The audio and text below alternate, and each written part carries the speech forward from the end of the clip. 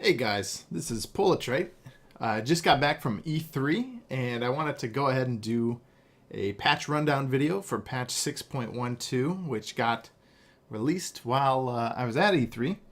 And so this is the first time that I've been able to sit down and actually make a video for you guys. So just wanted to go over how I think the meta is going to change and how the patch notes are going to affect the game. And yeah. So we'll start off with the champions. Corki got his W cooldown adjusted. It's much lower at low ranks and much higher, a little bit higher at max rank. His E also deals slightly more damage, and his stacks will stack faster, so he'll shred enemy targets more consistently over time. It's not actually faster, it's still the same duration.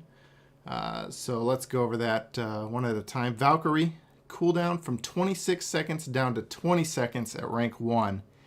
And it's up 2 seconds from 14 to 16 seconds at rank 5. So that's going to be a pretty big early game buff. A lot of threatening champions in bot lane have threatening spells on cooldowns from anywhere from 10 to about 14, 16 seconds in the case of like a Blitzcrank hook. So having that Valkyrie up more often is going to give him a little more flexibility in how he plays the lane defensively. Going to allow him to survive and position against those threatening spells. Also, the mana cost is still, I believe it's 100. Let's just double check. It was originally, it was buffed down to 50 mana cost, and I think they nerfed that back up to 100 mana. So even though the cooldown is going down, it's still going to be a very costly investment, especially if you compare that to Corki's mana pool, which isn't exactly a very large pool. 100 of that, that mid-game pool is going to be a fourth of his mana. So he's not going to be able to fire off Valkyries willy-nilly, but in the case of surviving ganks and 2v2 aggression, very helpful. The Gatling gun shred, not a whole lot to say about it. Basically, the ticks per second have been doubled, but it's still going to have exactly the same effect on shredding. So basically, you're going to stack more armor and magic resist shred. You're going to stack it a little bit faster or more consistently. So if you can just get, 3/4 of a second with your E on a target or something, you're going to shred. So it's just a little bit more consistent. Move down to Fizz. Fizz has some excellent nerfs, actually. I'm a big Fizz player myself. My friends know that I enjoy playing a lot of Assassins mid and Fizz. I am, of course, a dirty Fizz picker. I think these nerfs are actually very well thought out. They've got a hitbox radius increase. Now this is really interesting because increasing the hitbox radius makes it easier to get nicked by a lot of like line skill shots, like a Morgana binding, Lux binding, Xerath E, stuff like that. And it's interesting because those matchups are actually the matchups where Fizz normally kicks the most ass. I mean, he will like hard counter the likes of a Lux or a Xerath like nobody else. Morgana a little bit safer just because she has Spell Shield, but he really dumpsters on those picks. So by making this slight adjustment, it's going to be a little bit easier to land skill shots on a Fizz if you can blow his E first. And looky, Riot's increased the E cooldown by 2 seconds at all ranks.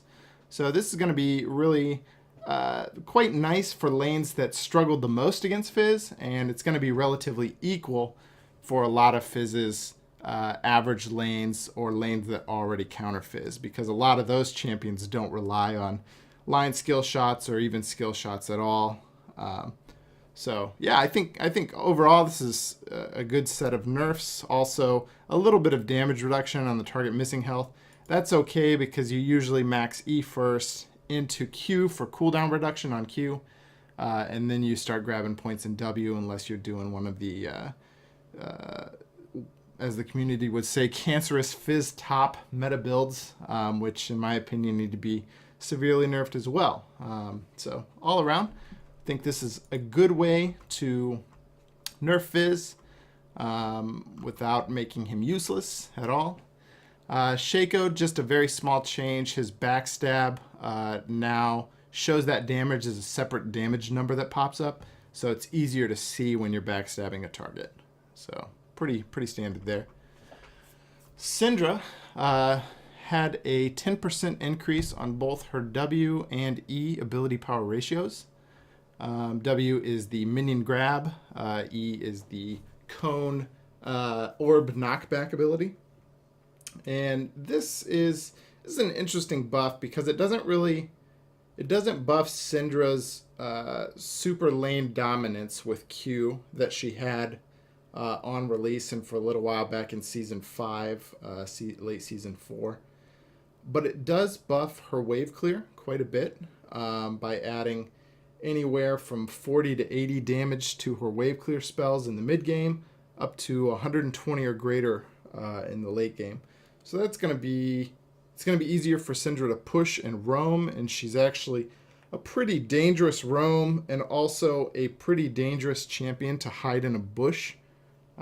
So she can not only roam, she can like counter roam her own mid laner who's trying to follow her. So I think this will help her with her ability to push out and be able to make those plays in the first place. Xin Zhao, this buff is literally nothing.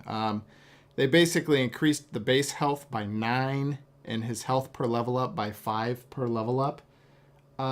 That's less than a ruby crystal at level 18. It'll literally make no difference to Xin Zhao. It's less than a jungle minion hit in the early game. It's less than a mage auto attack in the mid game, and it's still not even a mage auto attack in the late game. So I think this nerf, yeah, sure, whatever, but I don't think it's going to have any perceptible difference to the way Xin Zhao plays or anything like that. So Zed, little quality of life buff. For your teammates, your W and your R shadows will have a little team indicator. Yeah, okay, that's cool. I guess if you're playing double, Zed versus Zed and blind pick makes it easier. Infinity Edge and Essence Reaver both got a 5 attack damage buff. That's a nice little boost to the ADCs that aren't building the armor penetration build, which is most of them. I think it's pretty much Misfortune, Lucian, maybe Draven, who are building the armor pen build pretty regularly. This little 5 AD, most champions are only get one or the other, so it's going to be just 5 AD on your build. But when you combine that with the buff down here to Lord Dominic's Immortal Reminder, both of the bonus armor penetration items, they're both getting a 10 AD increase. That means in an average build, you're going to have 15 more AD at the 3rd or 4th item power spike. And that's good for 30 to 37 damage per auto attack, depending on, if you're getting crits and whether or not you built Infinity Edge. So that's not insignificant at all. An extra 37 damage. That winds up being 5 to 8% additional damage in the kind of mid to late game for 80 carries. So I like that. I like that change. I think some of these early game carries, they nerfed Lucian last patch. That's helped to kind of tone him down in some ways. And so I think there's also, I believe, a Yomu's nerf a little bit down here. We'll get to that in a minute. So I think, this is kind of the point where we'll start shifting back toward perhaps crit-based AD carries and kind of refining that itemization. That's what I hope. So, Bilgewater Cutlass, just a small little buff here. Bilgewater Cutlass had a really high combined cost, and all it gave you was the active. They reduced that combined cost by 150 gold, so instead of 400 gold, you're only paying 250 for that active. I think that's really good. I think Bilgewater kind of sucked. I liked it a lot better when it was, I believe, 1,400 gold for most of the last few seasons. And so, it'll just make that build path for Hextech Gunblade and Blade of the Rune King just a little bit better. The combined cost of Hextech and Blade of the Rune King have increased by 150 gold, so the total cost of those items is still the same, but at least you get a little bit of power spike with the Bilgewater active a little earlier. Youmuu's Ghostblade, 5 AD reduction. This is not really the nerf I was hoping for. I think Youmuu's has been a problematic item pretty much all season long. Pantheon, a champion that I love playing. I got to abuse him for many of the patches early in the season because Youmuu's is just gross. 20 armor pin is disgusting. It's just disgusting. And I was really hoping to see, maybe armor pin scaling per level like Abyssal Scepter has. I think that would have really been the best change for Youmuu's. It still gives you the armor pin power spike early game, and then you scale up to late game. Maybe it could have up to 25 armor pin in the late game as you reach level 18. But I think that really that's the kind of nerf that I think this item needs to see so that it stops being built on literally everything that wants attack damage. But 5 AD. We've talked about this over and over as a community. 5 AD, warrior enchantment back in the day, and all that stuff. So we'll see. I doubt it'll make too much of a difference. Rod of Ages, this is an interesting one. I didn't really see this coming. I didn't think the item was really that much of an outlier in terms of being too powerful.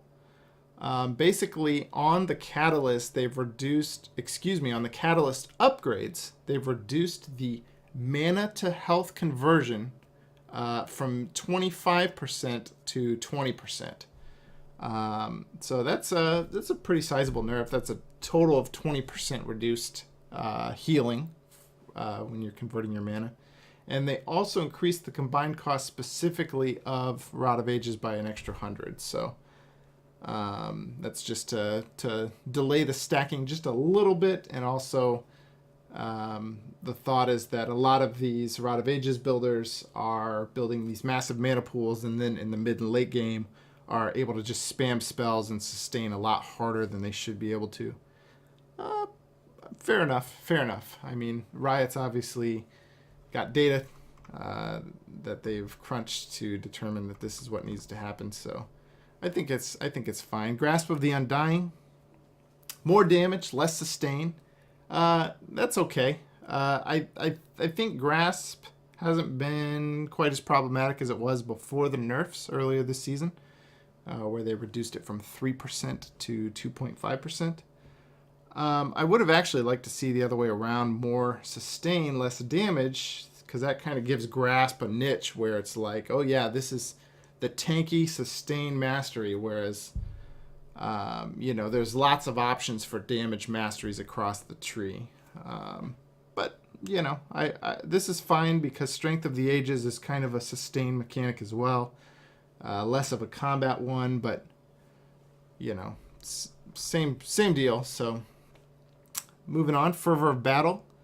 Abilities just give fewer stacks. Abilities used to give 2 stacks, now they'll give 1. This is good. I think a lot of the major abusers of Fervor are actually champions that get stacks via weird ability interactions. Like, for example, Fizz before the patch could get 4 stacks of Fervor just by casting Q. Maybe 6 actually with W on. I don't remember. But that's a absurd amount of stacks for 1 or 2 abilities, or one ability that's chained with another one. So I think this will hamper some of those characters, but I think you'll still see Fizz getting a lot of stacks very quickly. Other champs like Zen, Jax, they'll be able to get their stacks extremely fast if you go further on those.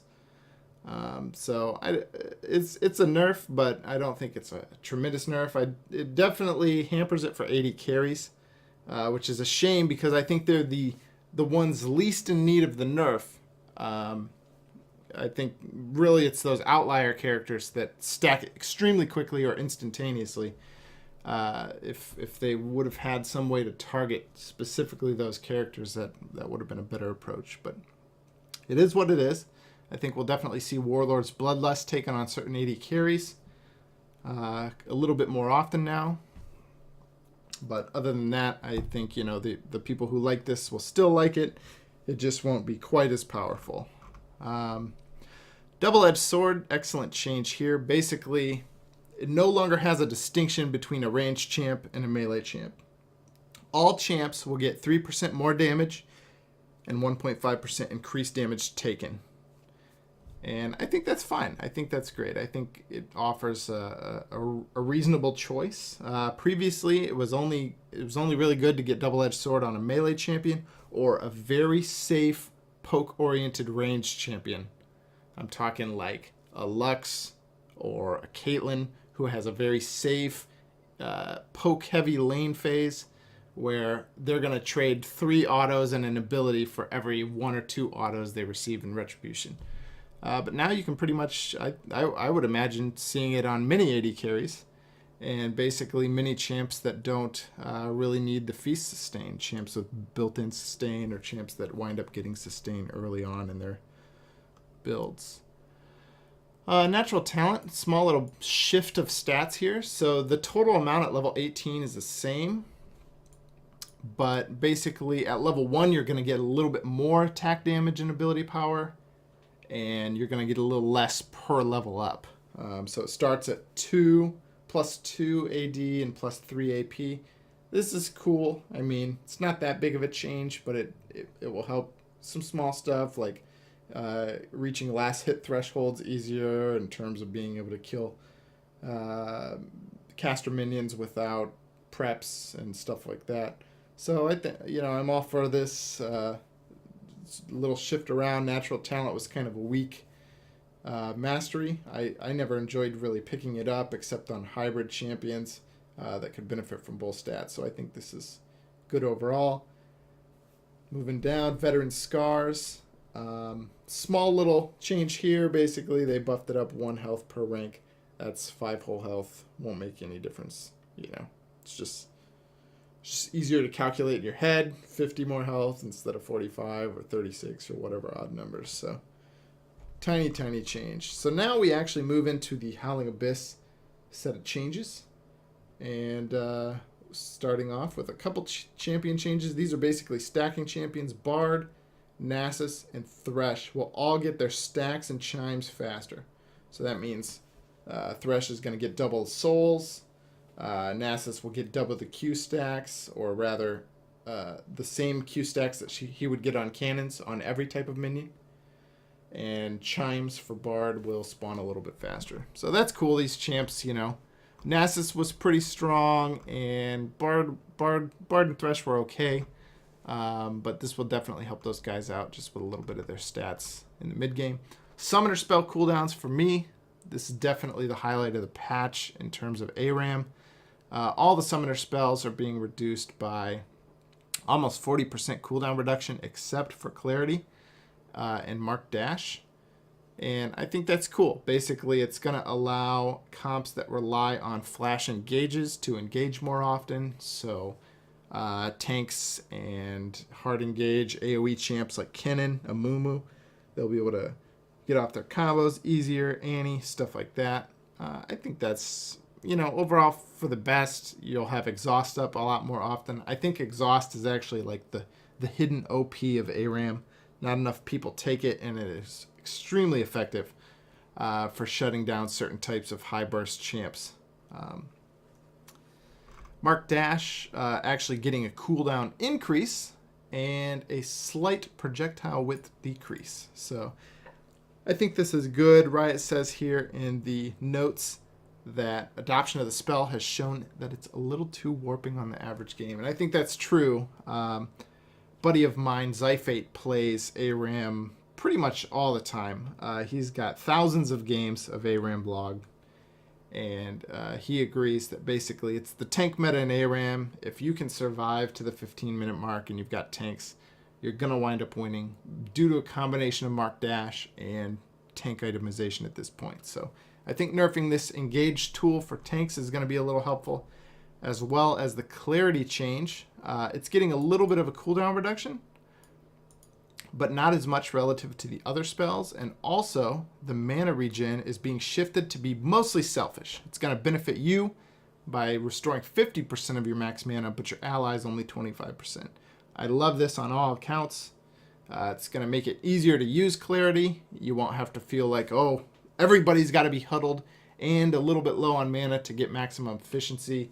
You know, in this case, you got two guys next to you. They've used a little mana, and you're half out of mana. Pop it, you're good. And it also is going to tone down comps where you get 3 or 4 poke champions at a time. You know, the Lux, Ziggs, Sona combo. So that's always nice because nobody likes that at all. Home start. This is basically a home guard buff for the first 5 minutes. You get a little home guard when you leave the fountain. That's cool.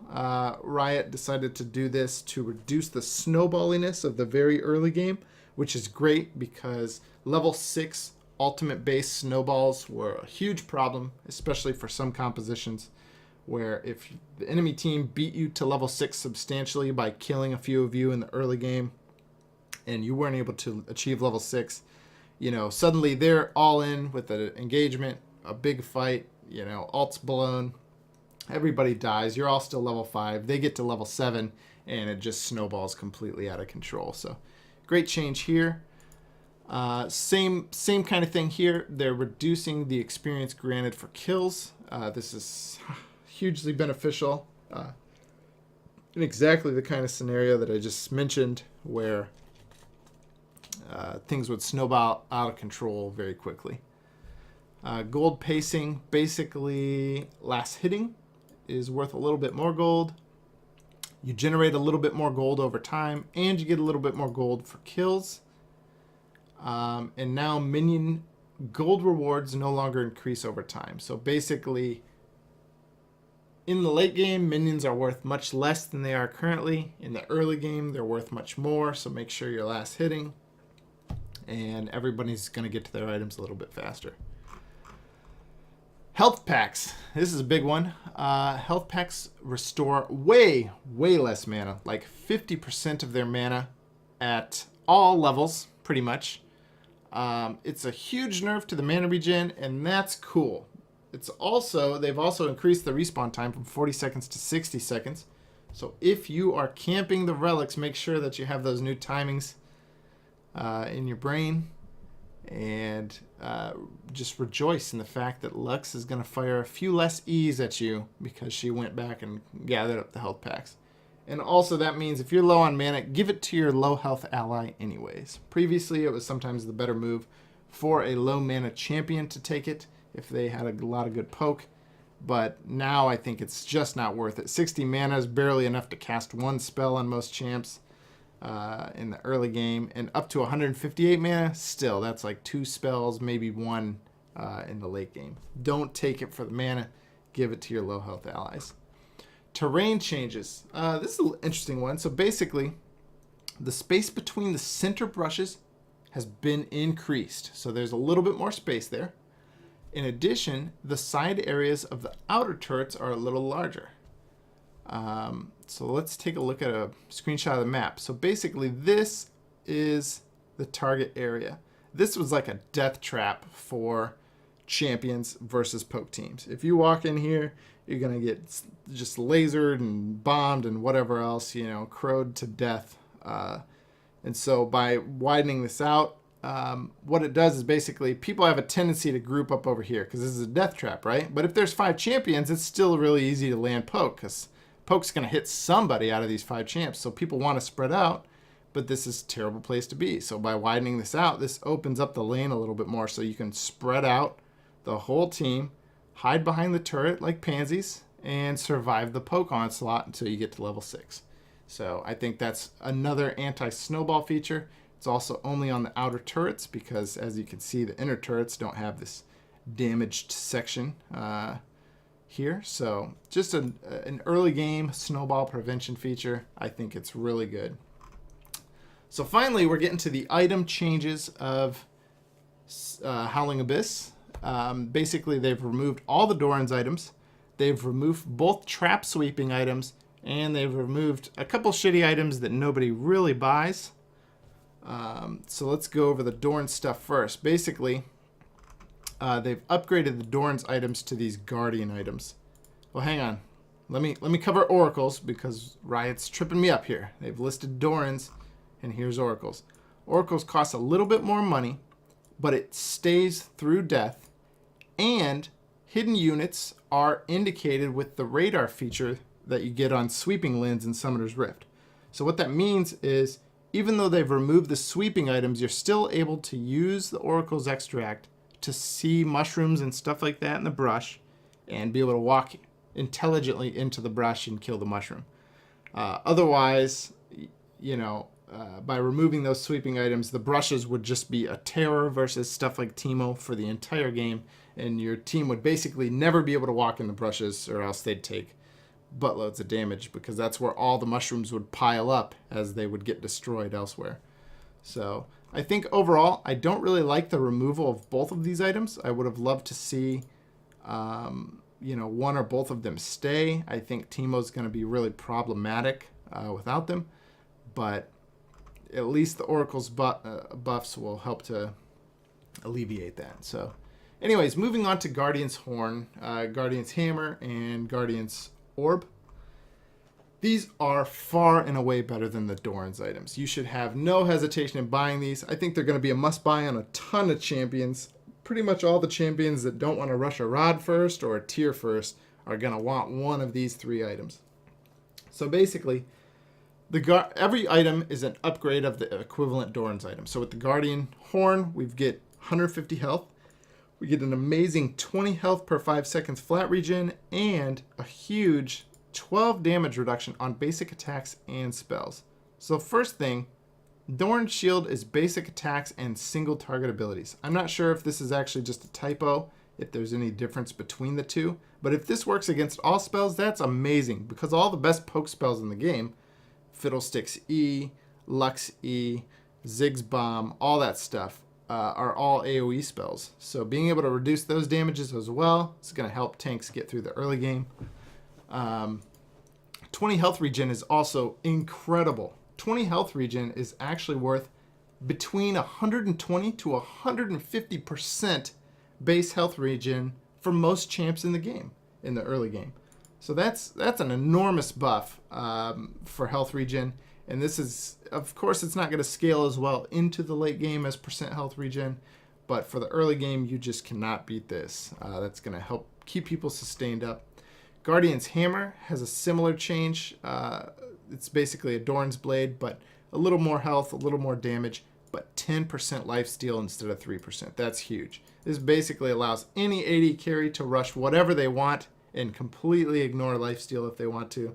So this means you can have a Shiv rush, because Shiv is high value in ARAM, or you could just go straight for your Infinity Edge or Essence Reaver or what have you.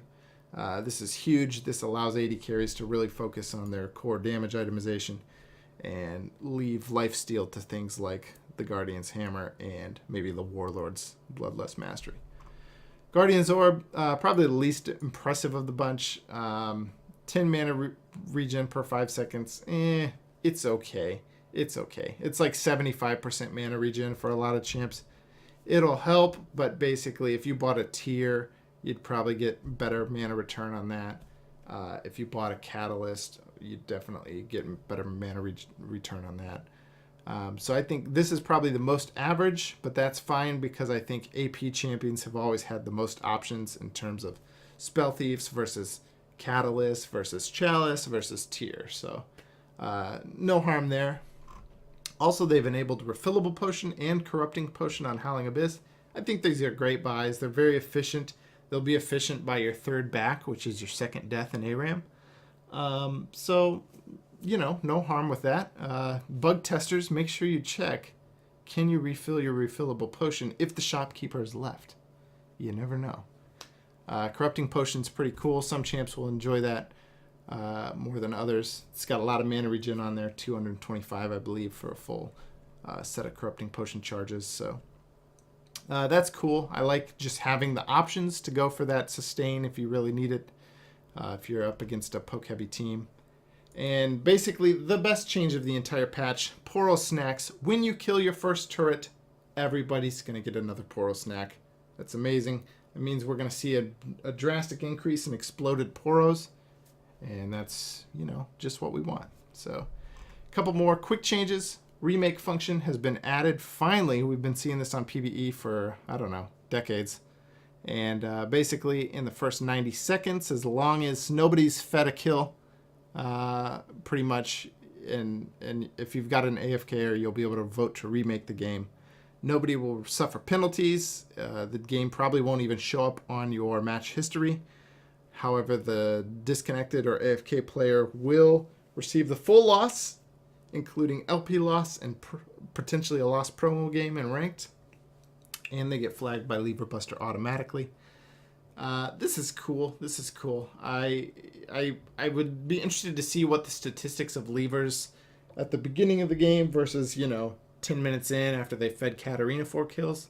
What's the difference between those two? But this is going to help, you know, that 1% of games where somebody just doesn't connect because, you know, they're in bumfuck Egypt and don't have good internet or whatever. I don't know. So, Champion Mastery. The community can stop crying about this. For God's sakes, Champion Mastery is finally on Howling-Abyss and Twisted Treeline. That means you can get up to Champion Mastery level 5 on all your champs on those alternative game modes. Of course, for level 6 and 7, you'll still need to play Summoner's Rift and not feed, get an S or an S+. So, hope you guys enjoyed the patch rundown. There's a set of bug fixes here, but, you know, most of that's just tiny stuff, so we won't jump through that. Let me know if you enjoyed the video. You know, like and comment below. Definitely subscribe to the channel. I'd love to do more of these for you guys. So thank you very much for tuning in, and we will see you next time.